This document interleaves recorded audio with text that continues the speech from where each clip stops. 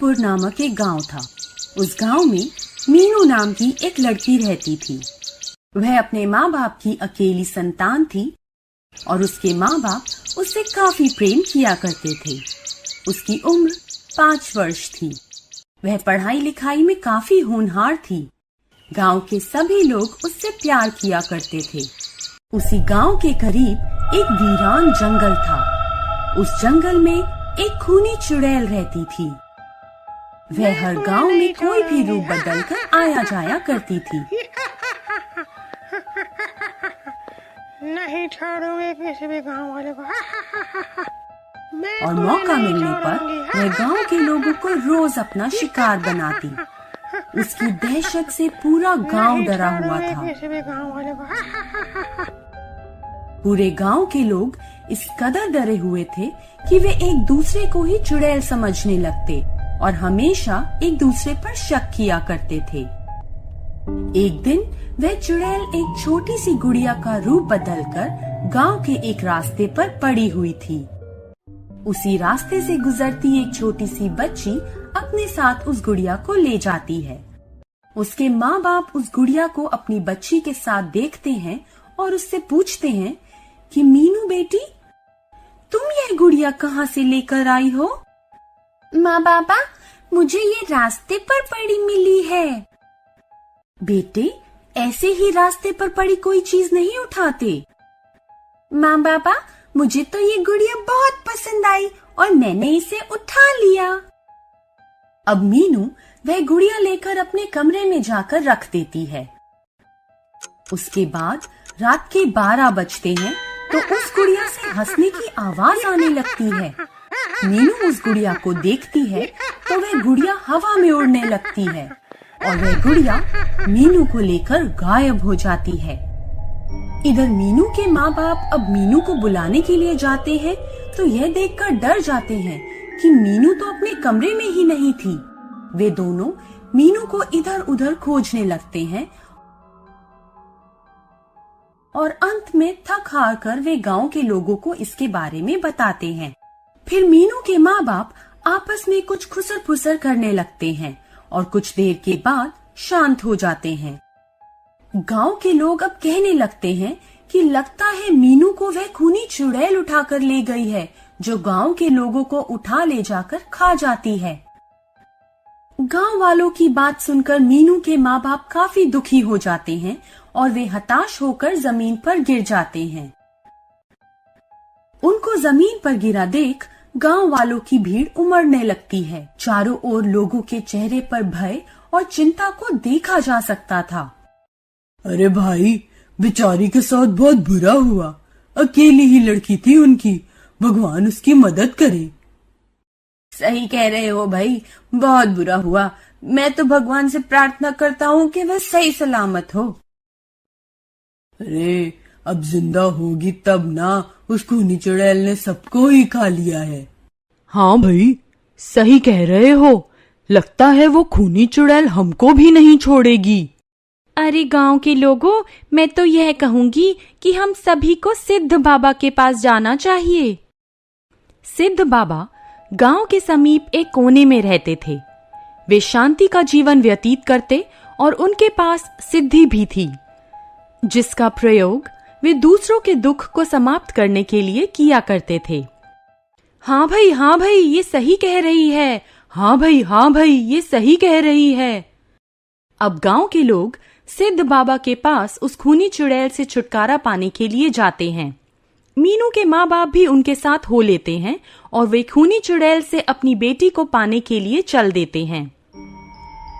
इधर सिद्ध बाबा गांव वालों को देखते हैं तो वे उनके यहाँ आने का कारण पूछते हैं। मीनू के माँ बाप कहते हैं, बाबा, हम आपके पास बहुत ही आशा लेकर आए हैं। आप हमारी मदद करें। हमारी बेटी को खूनी चुड़ैल उठाकर ले गई है।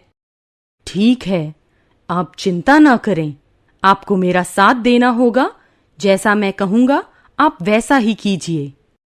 हाँ बाबा, आप जैसा कहेंगे हम वैसा ही करेंगे। फिर मीनू के माँ बाप और गांव के अन्य लोग सिद्ध बाबा के साथ हो गए। बाबा अपने पास कुछ अभिमंत्रित चीज को लेते हैं और गांव वालों से कहते हैं, आप लोग डरना नहीं, आज उस खूनी चुड़ैल का आखिरी दिन है। अब वे उस घने जंगल में जाते हैं और उस खूनी चुड़ैल को ढूंढने लगते हैं।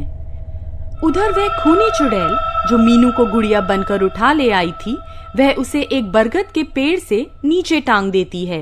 मीनू जोर जोर से रोने लगती है और वह चुड़ैल उसे खाने के लिए बड़ी जोर से भयानक हंसी हंसने लगती है और अपने मन ही मन कहती है कि आज तो मुझे एक नरम और स्वादिष्ट मांस खाने को मिलेगा। उसकी भयानक हंसी और मीनू के रोने की आवाज को सिद्ध बाबा सुन लेते हैं और उस ओर चल देते हैं। साथ ही वे गांव वालों को कहते हैं कि गांव वालों, आप लोग जैसा मैं कहूँ वैसा ही करना। बस जब मैं अपने पास अभिमंत्रित चीज को उस पर फेंकूं, तो आप लोग में से कोई एक उसकी चुटिया काट लेना और ध्यान रखना कि कोई भी लापरवाही ना हो, नहीं तो वह खूनी चुड़ैल अपना बड़ा रूप धारण कर लेगी, जिसे काबू में करना बहुत ही मुश्किल होगा और तुम सबको खा जाएगी। सभी लोग किसी न किसी पेड़ के पीछे जाकर छिप जाओ और जैसा मैंने कहा है वैसा ही करना। सिद्ध बाबा की बात सुनकर सभी गांव वाले अपना सिर हिलाकर उनकी बात का समर्थन करते हैं।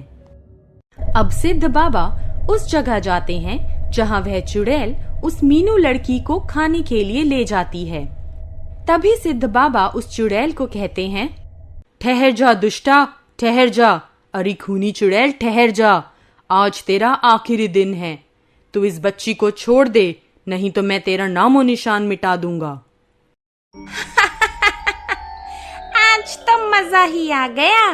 शिकार आज खुद मेरे घर में आ गया। मैं तुझे इस लड़की से पहले ही खा जाऊंगी।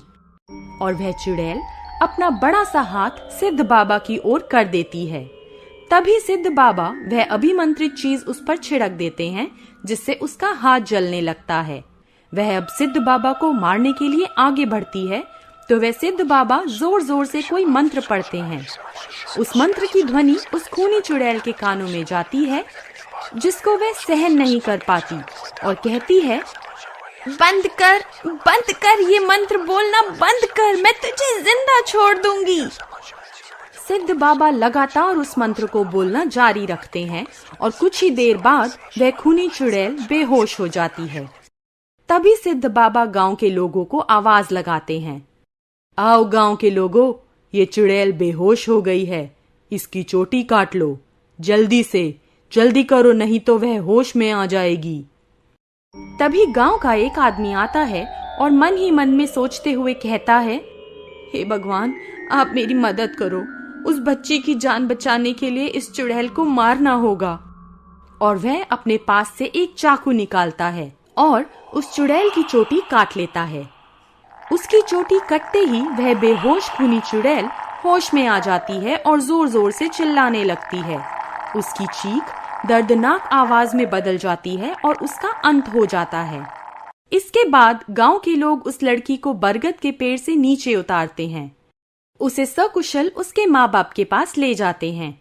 मीनू को जिंदा देखकर उसके माँ बाप उसे गले से लगाकर बार बार उसको चूमते हैं और गांव के लोग आपस में बात करते हैं कि चलो, भगवान उस खूनी चुड़ैल का नाश हो गया। Please subscribe.